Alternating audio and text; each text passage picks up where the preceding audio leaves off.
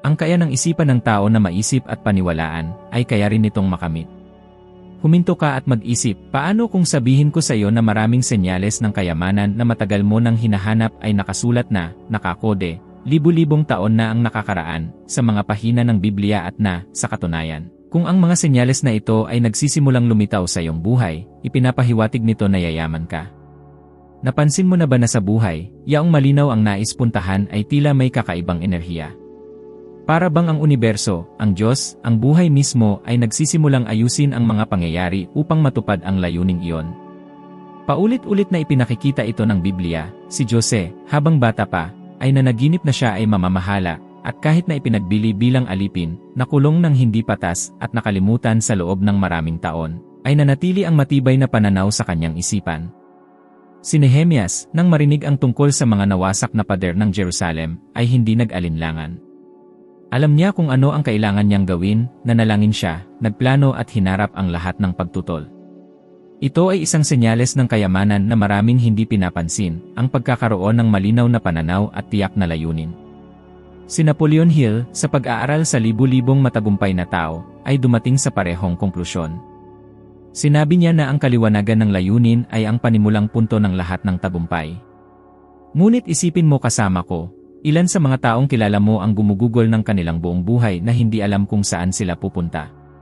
Nagtatrabaho sa mga trabahong ayaw nila, nagagastos ang kanilang enerhiya sa mga gawaing hindi sila inaakay sa hinaharap na kanilang ninanais. At kapag nilingon nila ang nakaraan, ay napagtanto nilang namuhay sila ng maraming taon na paikot-ikot lang. Marahil ay nadama mo na rin ang pagkadismayong ito. Hindi ba nakakatakot isipin na maaari nating mawala ang buong buhay dahil hindi tayo kailanman tumigil upang magpasya kung ano ang magiging ating tadhana? Ang pagkakaroon ng kaliwanagan, gayunpaman, ay hindi sapat. Kailangan ng matatag na pananalig. Sinasabi ng Biblia na ang pananampalataya ay ang pagtitiyak sa mga bagay na inaasahan. Si Jose ay hindi lamang nanaginip, ngunit naniwala rito kahit na ang lahat ay nagsasabing kabaligtaran. At dito lumilitaw ang pangalawang antas ng senyales na ito, matatag na pananampalataya. Maraming tao ang sumusuko sa kalagitnaan ng daan dahil nagsisimulang magduda sila, dahil hinahayaan nilang masakop sila ng takot. Paano kung mabigo ako? Paano kung mapahiya ako? Paano kung hindi ito gumana?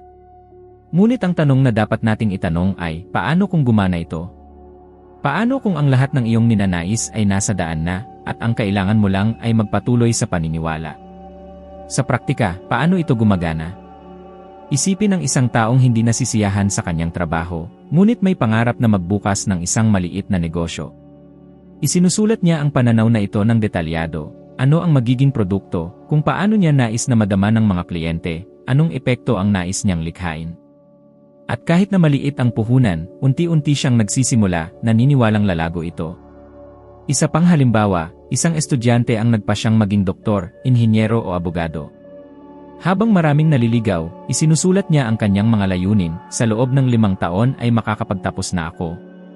Sa loob ng 10 taon ay magtatrabaho na ako sa larangan ng aking mga pangarap. Ang kaliwanagan na ito ay lumilikha ng direksyon. At ang pananampalataya ay nagbibigay ng gasolina upang hindi siya sumuko kapag lumitaw ang mga paghihirap. Si Napoleon Hill ay naranasan ito ng husto. Siya ay isinilang sa isang napakadukhang pamilya, ang kanyang ina ay namatay nang siya ay 9 na taong gulang pa lamang at siya ay naging isang rebeldeng bata, nawawala, walang direksyon. Hanggang sa pumasok sa kanyang buhay ang kanyang stepmother at, sa isang mapagpasyang sandali, ay nagsabi, marahil ikaw ang pinakamatalinong tao sa mundo at hindi lang nila alam kung ano ang gagawin sa iyong katalinuhan. Ang pariralang iyon ay nagbago ng takbo ng kanyang kasaysayan. Bigla na lang, ang isang batang lalaki na sanay nawala ay nakakita ng isang pananaw, patunayan na kaya niyang maging dakila. Ito ang naging turning point. Hindi ito diploma, hindi mana, hindi swerte. Isang pananaw na itinanim sa puso na kanyang pinaniniwala ang posible. At mula sa sandaling iyon, nagpasya si Hill na iaalay niya ang kanyang buhay sa pag-unawa kung bakit ang ilang tao ay nagtatagumpay at ang iba ay hindi. Nadarama mo ba ang bigat nito? Maaari sana siyang naging isa lamang sa mga estatistika ng pagkabigo. Ngunit pinili niyang maniwala sa isang bagay na mas malaki. At ilang beses mo na bang pinagdududahan ang iyong sarili, naisip mong sumuko, naniniwalang hindi ka kaya? Marahil ay hindi mo napansin, ngunit kapag nagsimula kang magkaroon ng kaliwanagan kung saan mo nais pumunta at nagsimulang maniwala ng buong puso, ito na ang unang senyales ng kayamanan na nagpapakita sa iyong buhay. At kung sa tingin mo ito ay isang usapin lamang ng pananampalataya na walang lohika, alamin na kinukumpirma ng mga modernong pananaliksik ang kapangyarihan ng gawain ito. Ipinakikita ng mga pag-aaral sa psikolohiya na ang mga taong may malinaw na mga layunin at nagagawa na maisalarawan ito araw-araw ay may hanggang 42%, 42%, na mas mataas na posibilidad na makamit ito kaysa sa mga hindi nagsusulat o hindi nagtatakda ng anumang bagay. Ang ating utak ay gumagana bilang isang radar. Kapag sinabi mo rito kung ano talaga ang gusto mo, nagsisimula itong makakita ng mga oportunidad na dati ay hindi nakikita. Napansin mo na ba kung paano, kapag nagpasya kang bumili ng isang sasakyan ng isang tiyak na kulay, bigla mong nakikita ang sasakyan na yon sa lahat ng dako? Hindi ito isang pagkataon, ito ay focus. At narito ang isang hamon para sa iyo. Sa loob ng susunod na 7 araw, bawat umaga, isulat ng malinaw kung ano ang iyong pananaw para sa iyong buhay. Hindi kailangang maging isang bagay na dakila, ngunit isang bagay na may kahulugan para sa iyo. Maaari itong maging ang karera ng iyong mga pangarap, isang negosyo na nais mong simulan o kahit ang pagbabagong nais mong maranasan sa iyong buhay pinansyal. Basahin ito ng malakas araw-araw at obserbahan kung ano ang nagsisimulang magbago.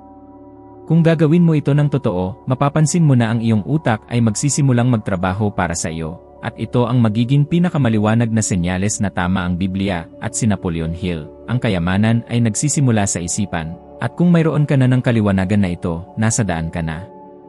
May isang karaniwang punto sa halos lahat ng mga kwento ng tagumpay, ang pagtitiyaga. Malinaw na ipinapakita ito ng Biblia kapag pinag-uusapan si Job, isang lalaking nawalan ng lahat, ngunit hindi sumuko sa kanyang pananampalataya, at sa huli ay pinagkalooban ng doble. Para bang sinusubok ng buhay kung siya ay talagang handang magpatuloy kahit na tila nawala na ang lahat. At ito ay isa sa mga pinakamalaking senyales na ang kayamanan ay nasa daan na, kapag ikaw ay nagpupumilit, kahit na pagod ka na, kahit na hindi ka na pinaniniwalaan ng iba, kahit na tila walang anumang gumagana. Si Napoleon Hill, matapos makausap ang libu-libong tao, ay napagtanto na ang pagkabigo ay bihira na maging pangwakas. Sinabi niya na karamihan sa mga tao ay sumusuko ilang hakbang na lang bago ang tagumpay. Ilang beses na ba ito nangyari? Isang tao ang nagbukas ng negosyo, hinarap ang mga unang buwan na mahirap at isinara ang pinto. Isang estudyante ang nagsimula ng isang kurso, hinarap ang mga mahirap na asignatura at tumigil. Isang tao ang sumubok na baguhin ang kanyang mga ugali, nawalan ng motibasyon sa mga unang pagbagsak at bumalik sa dati. Marahil ay naranasan mo na rin ito, sumuko bago pa man makamit ang isang bagay na mas malaki. Paano kung ang iyong malaking pagbabago ay nasa susunod na pagtatangka? Ang nagkakaiba sa mga nakakamit ng kayamanan at sa mga nananatiling stagnant ay ang kakayahang tiisin ang kakulangan sa ginhawa, ang sakit at maging ang pansamantalang pagkabigo nang hindi iniiwan ang landas. Itinuturo ng Biblia na ang pag-aani ay para sa mga hindi nawawalan ng pag-asa. At ito ay naangkop sa lahat ng aspeto ng buhay, pinansyal, emosyonal, espiritual. Isipin ang isang magsasaka na nagtatanim at, sa gitna ng panahon, ay nagpa siyang tumigil sa pagdidilig dahil sa tingin niya ay hindi ito magiging matagumpay. Hindi niya kailanman makikita ang bunga ng kanyang itinanim.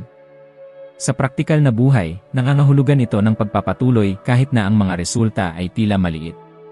Isang negosyante na nagbukas ng isang online na tindahan at, sa mga unang buwan, ay kaunti ang benta, ngunit natututo mula sa mga pagkakamali at pinagbubuti ang bawat detalye hanggang sa makahanap siya ng mga tapat na kliyente. Isang propesyonal na nagsusubok ng mga bakante at tumatanggap ng maraming pagtanggi, ngunit patuloy na nagpapahusay ng kanyang sarili, inaayos ang kanyang resume, hanggang sa wakas ay tawagin para sa tamang oportunidad. Ang problema ay ang karamihan sa mga tao ay nais ng mabilis na resulta. Kapag hindi ito dumating, lumilitaw ang takot, paano kung hindi ko ito makamit? Paano kung nagsasayang ako ng oras? Paano kung magsisi ako mamaya? Ngunit ang tamang tanong ay, handa ka bang bayaran ang presyo ng hindi pagsubok ng totoo? Si Napoleon Hill ay naranasan ito mismo. Gumugol siya ng higit sa 20 taon sa pag-aaral sa mga pinakadakilang pangalan ng tagumpay sa kanyang panahon, pakikipanayam sa daan-daang milyonaryo, pagtitipon ng libu-libong pahina ng mga tala, paghaharap sa mga kritisismo at kawalan ng pagtitiwala. Isipin ang pagtitiyaga na kailangan upang mamuhunan ng 2 dekada sa isang proyekto na walang nakakaalam kung magbubunga ito. Marami ang nagtawag sa kanya na mapangarapin o kahit nabaliw, ngunit hindi siya sumuko. At kung tumigil siya sa gitna ng daan, hindi kailanman makikilala ng mundo ang batas ng tagumpay o mag-isip at yumaman, mga akdang nagbago ng pag-isip ng milyon-milyong tao. Ang determinasyon na ito ay isang buhay na patunay na ang pagtitiyaga ay ang lupa kung saan namumulaklak ang kayamanan. Si Henry Ford, isa sa mga halimbawang pinag-aralan ni Hill, ay nagpapakita rin nito ng malinaw. Bago lumikha ng Ford Motor Company, hinarap niya ang maraming pagkabangkarote, mga kritisismo mula sa mga mamumuhunan at maging ang mga panunuya mula sa media. Ngunit nagpumilit siya. Ang pagtitiyaga ay nagdala sa kanya upang maging isa sa mga pinakadakilang pangalan sa industriya sa mundo. Ngayon, isipin ang kabaligtaran, ilang mga proyekto na may pangako ang narinig mo na nawala na lamang dahil ang mga nagtatag nito ay walang lakas upang magpatuloy. Ang pagkabigo ay hindi dumating dahil ang ideya ay masama, ngunit dahil kulang sa pagtitiyaga. At kinukumpirma ng agham ang sinabi na ng Biblia at ni Hill. Si Angela Duckworth, isang mananaliksik mula sa University of Pennsylvania, ay nag-aral kung ano ang nagkakaiba sa mga pinakamahuhusay na estudyante, sundalo at propesyonal mula sa iba, at gumawa ng termino na grit na nangangahulugang tiyaga. Ang kanyang konklusyon ay malinaw, ang talento at katalinuhan ay mahalaga, ngunit ang mapagpasyang salik ay ang kakayahang magtiyaga sa loob ng maraming taon sa isang layunin, kahit nasa gitna ng mga paghihirap. Ang mga taong may katangiang ito ay hindi lamang nagtatagumpay sa pananalapi, kundi pati na rin ang mas mahusay na kagalingan at kasiyahan sa buhay. Ito ay nagdadala sa atin sa isang mahalagang pagninilay-nilay, sumusuko ka na ba ng masyadong maaga? Ilang beses mo na bang tinigilan ang pagpapatuloy dahil ang mga resulta ay hindi agad-agad? Nasa harapan mo na ba ang senyales ng kayamanan at hindi mo ito napansin? Kung nararamdaman mong nahaharap ka sa mga pagsubok, mga hadlang at tila lahat ay nagsasabuatan laban sa iyo, marahil ito ay hindi ang wakas, ngunit ang patunay na mas malapit ka na kaysa sa inaakala mo. At kung magpapatuloy ka, ang tagumpay ay darating. Ito ang pangalawang senyales, ang pagtitiyaga na nagbabago ng sakit sa lakas, pagkabigo sa aral at paglaban sa kayamanan. Isa sa mga pinakamalakas na senyales na ang kayamanan ay papalapit na ay kapag nagsimula kang makaakit o maghanap ng mga taong may parehong pag-isip at nagbabahagi ng parehong mga halaga at layunin.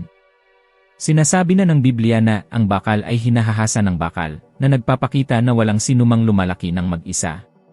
Kahit si Jesus, na maaaring gawin ang lahat ng mag-isa, ay piniling mapaligiran ng 12 alagad na nagpapakita ng halaga ng komunidad at pakikipagtulungan. Tinawag ito ni Napoleon Hill na mastermind o matalinong isipan, ang pagsasama ng 2 o higit pang tao sa perpektong pagkakaisa na nagtutulungan para sa isang karaniwang layunin. Ang prinsipyong ito ay napakalakas na sinabi ni Hill na ang isang isipan ay maaaring makamit ang mga resulta, ngunit ang 2 isipan na magkakaugnay ay lumilikha ng ikatlong katalinuhan na mas makapangyarihan kaysa sa kabuuan ng 2. Ngayon isipin ang iyong buhay. Ilang beses mo na bang inihiwalay ang iyong sarili dahil sa takot na husgahan o nanatili kang napapaligiran ng mga negatibong tao na hindi naniniwala sa iyong mga pangarap? Ito ang isa sa mga pinakamalaking magnanakaw ng kasaganaan. Sapagkat, kahit na hindi mo namamalayan, sa huli ay iyong nasisipsip ang pesimismo, kawalan ng paniniwala at limitasyon ng iba. Para itong pagsagwan laban sa agos. Sa kabilang banda, kapag ikaw ay nakikipag-ugnayan sa mga taong naniniwala sa paglago, ang lahat ay nagbabago. Lumilitaw ang mga ideya, lumilitaw ang mga oportunidad, bumubukas ang mga pinto. Tanungin ang iyong sarili, ang kakulangan ba ng suporta ang siyang nagpipigil sa iyo? Ang mga praktikal na halimbawa ay nagpapakita nito ng malinaw. Isipin ang isang taong nangangarap na magbukas ng isang negosyo. Kung siya ay nakikipag-usap lamang sa mga taong laging nagrereklamo sa ekonomiya, siya ay susuko bago pa man magsimula. Ngunit kung siya ay sumali sa isang grupo ng mga negosyante, kahit na maliit, na nagpapalitan ng mga tip, estratehiya at motibasyon, ang tsansa na umunlad ay tumataas ng husto. O isang estudyante na nagnanais ng isang promising na karera, kung siya ay napapaligiran ng mga kaklase na palaging nag-isip na sumuko, mahihirapan siyang magkaroon ng inspirasyon upang magpatuloy. Ngunit kung makakahanap ka ng grupo ng mga kaibigan na may isang ambisyon at nagtutulungan, ang bawat tagumpay ay nagiging inspirasyon para sa iba. Direkta itong naranasan ni Napoleon Hill. Nakausap niya ang mga taong tulad nina Andrew Carnegie, Thomas Edison, Henry Ford, at Alexander Graham Bell. Sa pakikipanayam at pakikisalamuha sa kanila, napansin niya na may isang katangian silang lahat, hindi sila nag-iisa. Gumawa sila ng mga grupo ng suporta, nagtalakayan ng mga ideya, humingi ng payo, at bumuo ng mga network na nagpapalago sa isa't isa. Naintindihan ni Hill na ito ay isang pangkalahatang prinsipyo. Siya mismo ay bunga nito. Ang pagkakataong makausap si Andrew Carnegie ay nagbukas ng isang pinto na nagbago ng kanyang buhay at binigyan siya ng misyon na itala ang mga sikreto ng tagumpay. Kung wala ang network na ito, marahil ay hindi na isulat ni Hill ang kanyang mga akda, at milyon-milyong tao ang hindi sana nakinabang sa kanyang mga aral. Tingnan din natin ang mga dakilang halimbawa sa kasaysayan. Si Alexander Graham Bell, ang inventor ng telepono, ay nakinabang sa suporta ng mga katrabaho at ng isang kapaligiran na mayaman sa mga ideya upang maging katotohanan ang kanyang pangitain. Ipinapakita nito na kahit ang mga henyo ay nangangailangan ng suporta. Sa kabilang banda, ilan na bang talento ang nakita mo na nasayang dahil sa pag-iisa? Ilang proyekto na ang namatay hindi dahil sa kakulangan ng kakayahan, kundi dahil sa kakulangan ng suporta at estratehikong pakikipagtulungan. Pinatutunayan ng modernong agham ang kahalagahan ng prinsipyong ito. Ipinakikita ng mga pag-aaral sa social network at psikolohiya na ang tao ay lubos na naimpluwensyahan ng kanyang kapaligiran. Ang paggugugol ng oras sa mga taong may motibasyon, masisipag, at positibo ay lubos na nagpapataas ng posibilidad na magkaroon ka rin ng mga katangiang ito. Sa kabilang banda, ang pakikisalamuha sa mga nakalalasong at negatibong kapaligiran ay nagpapataas ng iyong antas ng stress, pagkabalisa, at nakababawas pa nga sa iyong haba ng buhay. Ibig sabihin, ang iyong network ay hindi lamang nakakaapekto sa iyong pananalapi, kundi pati na rin sa iyong kalusugan at kaligayahan. Ang senyales ng kayamanan dito ay malinaw, kapag napagtanto mong hindi ka na nagsisikap mag-isa, kapag naghahanap ka na o umaakit ka ng mga taong nagpapalakas ng iyong pangitain at may isang halaga. Ibig sabihin ay nabubuhay ka na sa prinsipyo ng mastermind. Ito ang patunay na handa na ang pundasyon para sa kasaganaan. Marahil ay hindi mo pa nakakamit ang lahat ng iyong minimiti, ngunit kung nararamdaman mo na ang pangangailangan na makipag-ugnayan sa iba, na magbahagi ng mga ideya, na humingi ng inspirasyon sa mga taong higit na nakakaalam kaysa sa iyo, nangangahulugan ito na nauunawaan na ng iyong isipan na ang kayamanan ay hindi kailanman bunga ng isang taong nag-iisa, kundi ng sama-samang pag-unlad. Ipinakikita ng Biblia na ang tunay na kasaganaan ay hindi kailanman hiwalay sa integridad, kabutihan, at pasasalamat. Ang tatlong haligi na ito ay bumubuo ng isang malinaw na senyales na ang kayamanan ay paparating na, sapagkat pinag-isa nito ang isipan, puso, at mga kilos sa mga prinsipyong sumusuporta sa pangmatagalang tagumpay. Napagtanto ito ni Napoleon Hill nang pag-aralan niya ang daan-daang mayayamang tao. Hindi sapat ang ambisyon at disiplina, kailangan din ng matibay na mga halaga na magpapanatili ng kayamanan, tulad ng mga haligi ng isang templo. Ang kabutihan ay isa sa mga haliging ito. Mayroong isang makapangyarihang bagay sa pagbibigay, na tila sumasalungat sa lohika, habang mas marami ang iyong ibinibigay, mas marami rin ang iyong natatanggap. Pinatutunayan ito ng modernong agham. Isang pag-aaral na inilathala sa Science Magazine noong 2008 ay nagpakita na ang mga taong gumagastos ng pera sa pagtulong sa iba ay nag-uulat ng mas mataas na antas ng kaligayahan kaysa sa mga taong gumagastos lamang para sa kanilang sarili. Para bang ang kasaganaan ay dumadami kapag hindi ito itinatago. Matagal nang itinuturo ito ng Biblia, may nagbibigay na may sagana, at lumalaki ang kanyang kayamanan, at may nagpipigil ng higit sa nararapat, at nagiging sanhi ng karalitaan. Ang tunay na kasaganaan ay hindi lamang ang pag-ipon, kundi ang daloy. Kapag ikaw ay mabuti, ikaw ay nakikipag-ugnayan sa daloy na ito. Ang integridad ay isa pang haligi. Kung wala ito, ang anumang kayamanan ay tulad ng isang bahay na itinayo sa buhangin. Si Bernie Madoff, halimbawa, ay itinuring na isang henyo sa pananalapi, ngunit itinayo niya ang kanyang kayamanan sa panlilinlang at pandaraya. Resulta, nawala ang lahat, nabilanggo, at sinira ang buhay ng libu-libong tao sa proseso. Ito ang perpektong halimbawa kung paano hindi lamang binabara ng kawalan ng integridad ang tunay na kasaganaan, kundi ginagawang sumpa pa ang kayamanan. Sa kabilang banda, ang mga pangalang tulad ni Warren Buffett ay nagpapakita ng kabaligtaran.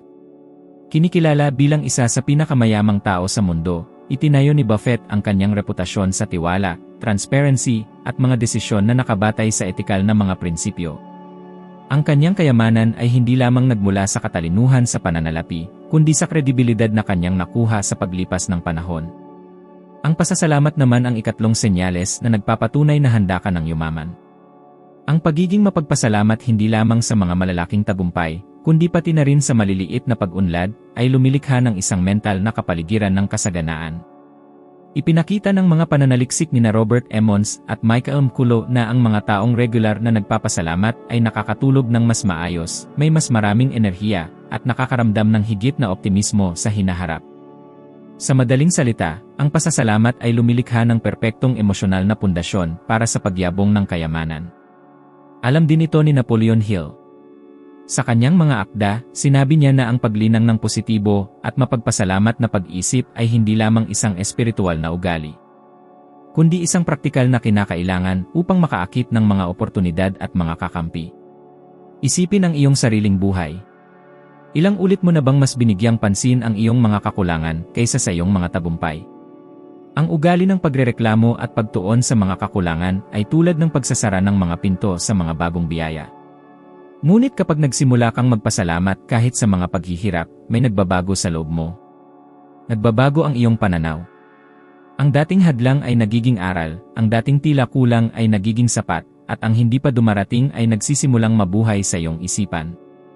Ang saloobing ito ay may kakaibang akit.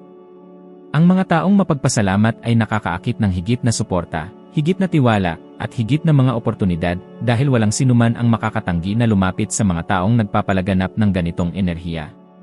Ang kabutihan ay nagbubukas ng mga pinto, ang integridad ay nagpapanatili ng mga pintong ito, at ang pasasalamat ay umaakit pa ng higit pang mga daan.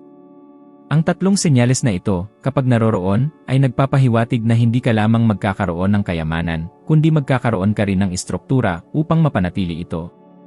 Sa huli, walang mas malalang pagkabigo kaysa sa pagkamit ng marami at pagkawala ng lahat dahil sa kawalan ng tamang pundasyon. Kaya naman paulit-ulit na binibigyang diin ng Biblia ang mga prinsipyong ito, at kaya naman itinuturing din ito ni Napoleon Hill na mahalagang bahagi ng anumang pilosopiya ng tagumpay. Kung ngayon ay nararamdaman mo ang pagnanais na magbahagi ng higit pa, na mabuhay ng may higit na transparency, at magpasalamat kahit sa mga bagay na dati mong hinahamak, ito ay isang malinaw na senyales na ang iyong isipan ay nakatuon na sa kasaganaan. Ano man ang iyong kasalukuyang kalagayan, kapag ang tatlong elementong ito ay nagsimulang tumubo sa loob mo, nangangahulugan ito na ang kayamanan ay may puwang na upang sumibol. Mayroong isang senyales ng kayamanan na madalas na hindi napapansin, ngunit ito ay kasing lakas ng mga nauna, ang kakayahang baguhin ang mga pagsubok sa mga oportunidad. Ang Biblia ay puno ng mga halimbawa ng mga taong dumaan sa pinakamalalaking pagsubok at, sa halip na masiraan ng loob, ginamit ang mga paghihirap bilang mga kasangkapan sa pag-unlad. Si Pablo, na hindi patas na nabilanggo, ay sumulat ng mga liham na hanggang ngayon ay nagbibigay inspirasyon sa milyon-milyong tao. Si David, bago maging hari, ay pinag-usig, hinamak, at kinailangang magtago sa mga yungib. Ngunit sa panahong ito mismo ay kanyang binuo ang tapang at pananampalataya na nagpagawa sa kanya ng isang leader.